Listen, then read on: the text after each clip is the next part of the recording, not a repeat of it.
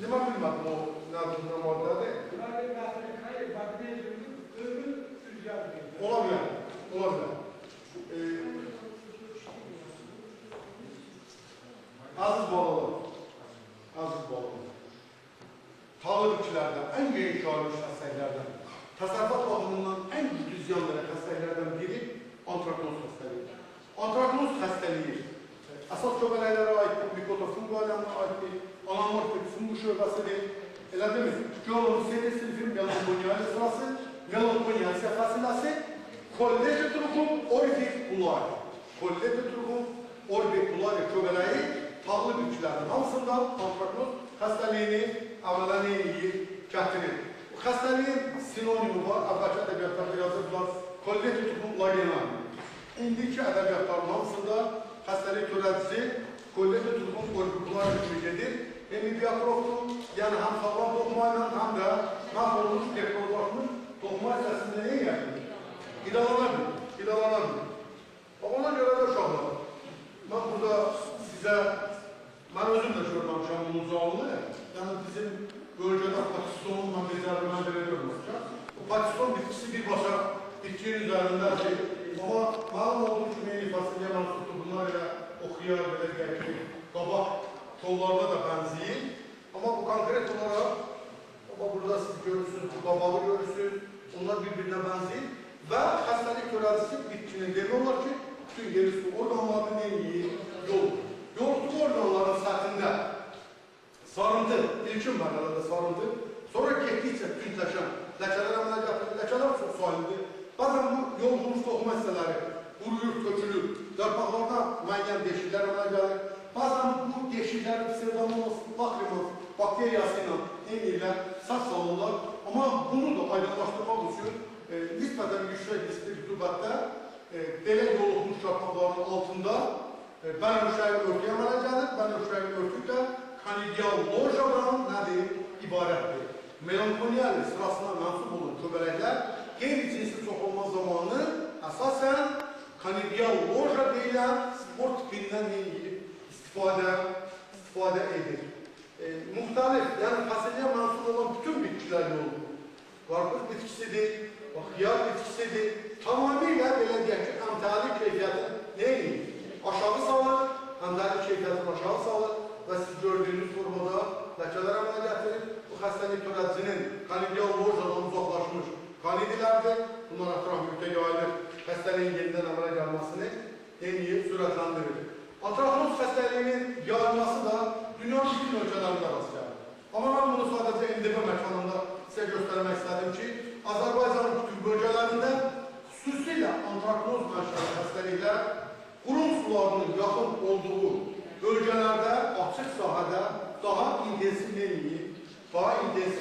inkişaf edir. Xəstəliyin ekologiyası 85-90%, 25-27 dərəcə Selsi temperaturada işləyir, 54%-dən aşağı nisbi rütubətdir. Bu xəstəlik törədici heç bir yoluxma əmələ gətirə bilmir, yəni aşağı nisbi rütubət bu xəstəlik törədicinin məhv olması ilə neyini əsaslanır nəticələrini xüsusilə tağlı bitkilərin hamısında meyvəli yoluxduğuna görə bunları yaranmışlar xəstəliklər deyirlər və o yaranın xarakterindən asılı olaraq onlar 100%-ə qədər əmtəlik qabiliyyətini itirə bilirlər. Azərbaycan şəraitində antraknoz xəstəliyinə qarşı xüsusi mübarizə tədbirləri aparılır.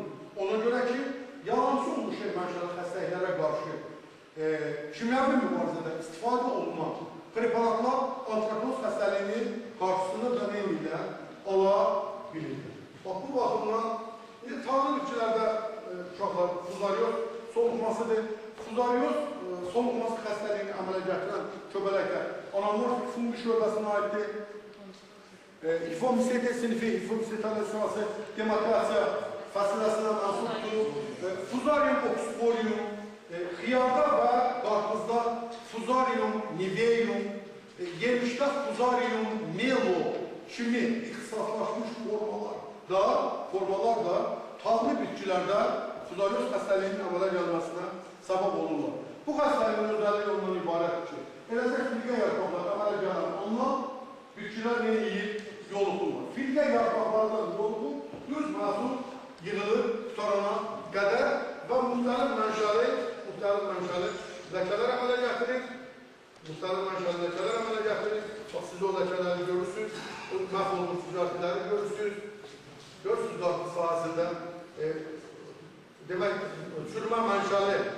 çürütme mənşəli, bildiğiniz kimi çürüme mənşəli xəstəlik törədicilər, bakteriyalar, xüsusi toksinlər, xüsusi fermentlərlə təsir edirlər.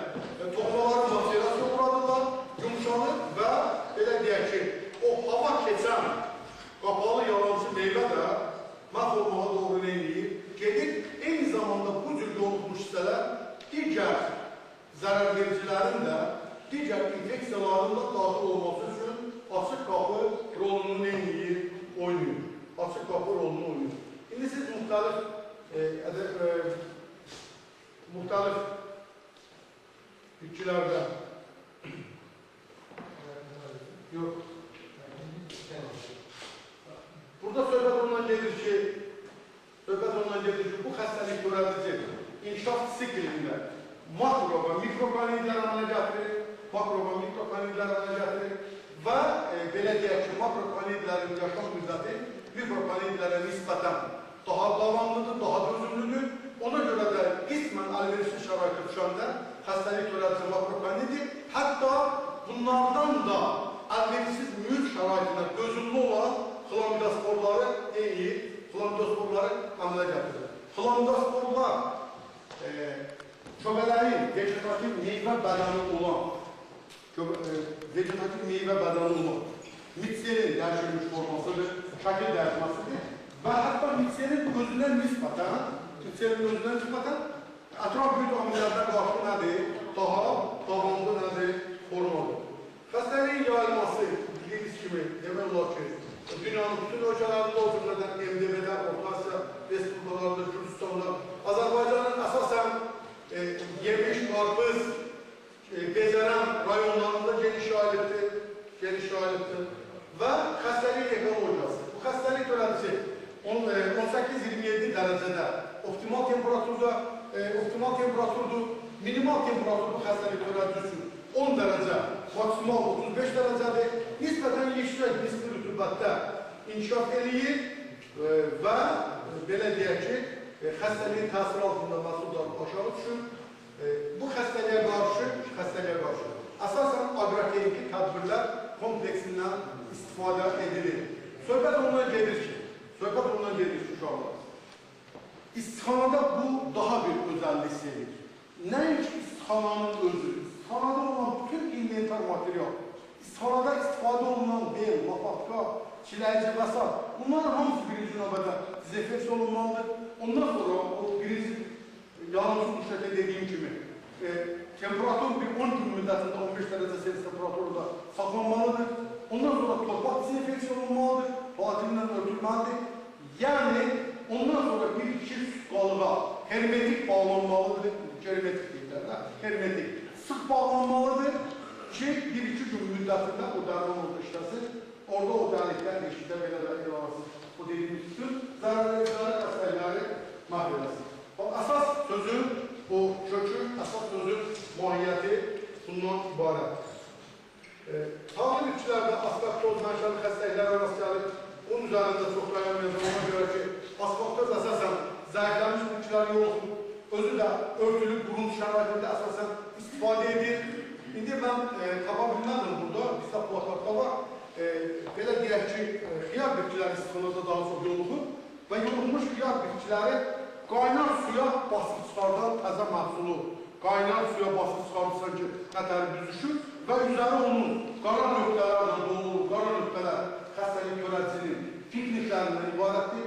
Klestokesidən fərqli olaraq bunlar yarım açıq, yarım qapalı, boğazı olan meyvə bədənindən ibarətdir.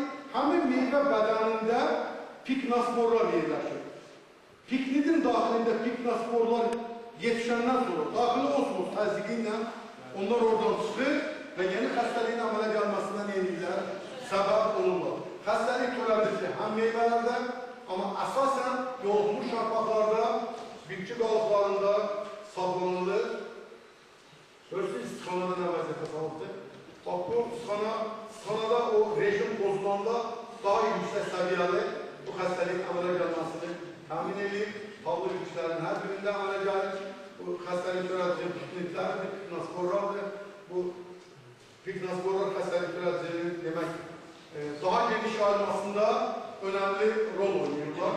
Xəstəlik tərəzinin ekologiyası. Baxın uşaqlar, patogen 10-32 dərəcə temperaturada havanın geniş nisbi rütubət diapazonunda 20-100%. Yəni bilirsiniz nətərdir? Mən sizə dedim ki, parazitlər iki qrupa bölünürlər. Geniş ixtisaslaşmışlar var. Məsələn, Perisipin yazır ki, versilivlər müqabələyə 38 botanik fasilə nasıl olan 7 dərəcə bitkili olur. Fuzarium oxsporiumda təxminən 100-dən artıq bitkini yoluxaraq dediyim o oxşar xəstəliklərə əmələ gətirir. Amma söhbət ondan gedir ki, bax, o askatoz xəstəliyinin törədicisinin bu geniş temperatur diapazonunda, geniş rütubətdə yoluxması deməli, istixanada bunun daha geniş yayılmasını təmin edir. Amma bütövlükdə Ascospita cumis, Ascospita cumerilum çöbələkləri deməli, bir fasilənin bitkiləri ilə əsasən demək, tablı bitkilərdə, kubuzat səfəsindən mənsub olan bitkilərdə askatoz xəstəliyini əmələ gətirir. Azərbaycanda askatoz xəstəliyi ilə xüsusi mübarizə tədbirləri aparırlar. Dediyim kimi, mis tərkibli preparatlar eyni zamanda askatozların əmələ gəlməsini qarşısını alır. Amma istixanada ciddi rejimə əməl olunmalıdır. O rejimə əməl olunmalıdır, orada xüsusi mübarizə tədbirləri aparmağa ehtiyac qalmır. Altermarioz xəstəliyi də anamorf etkin şöbəsindən malik olan xəstəliklərdəndir.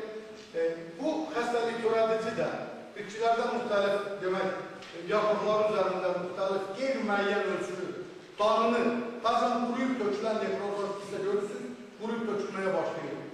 Qeyri-müəyyən formalı ləkəlikləri əmələ gətirir.